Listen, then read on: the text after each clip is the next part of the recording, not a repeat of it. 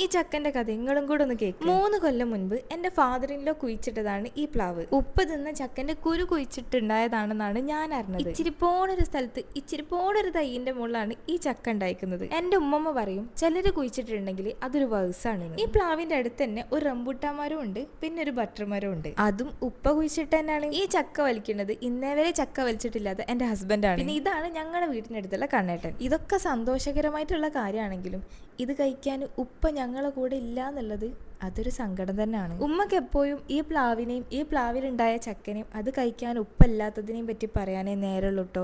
ഇത് വലിച്ച സമയത്ത് ഉമ്മ നന്നായിട്ട് കരയേനു. ചക്കനോട് കൂടുതൽ ഇമ്പുള്ള ഒരാളെന്ന് പറയുന്നത് ഒന്ന് ഉപ്പയും പിന്നെ ഒന്ന് എൻ്റെ മൂത്തച്ചി ഷാജിയേനു. ഷാജിത്ത ഗൾഫിൽ നിന്ന് വരുന്നതും ചക്ക വലിച്ചതൊക്കെ ഏകദേശം ഒരു സമയത്തായതുകൊണ്ട് ഷാജിത്താക്ക് ചക്ക തിന്നാനുള്ള ഭാഗ്യം ഉണ്ടായിരുന്നു. ഇതിന്ന് ഒരു കഷ്ണം കണ്ണേട്ടനും പിന്നെ അയൽവാസികൾക്കൊക്കെ ആയിട്ട് ഞങ്ങൾ ചക്ക ഇങ്ങനെ ഓരോന്ന് വീതം വെച്ച് ഒരു ദിവസം കൂടെ കഴിഞ്ഞാൽ ഇത് പഴുക്കുന്നുള്ളത് കൊണ്ട് അന്ന് തന്നെ ഞങ്ങളിത് കറി വെച്ച് അതിന് നല്ല ടേസ്റ്റ് ഉണ്ടായിരുന്നു. പിന്നെ മാമൻ്റെ അടുത്ത് ചക്ക വേറെയും കൊണ്ടുവന്നിരുന്നു, അത് ഞങ്ങൾ ജ്യൂസ് അടിച്ച്. ഇതിൽ കൂടുതൽ എനിക്ക് ഇനിയൊന്നും പറയാൻ പറ്റില്ല, സ്റ്റോറേജ് ഫുള്ളായി. അപ്പം ശരി, ബൈ.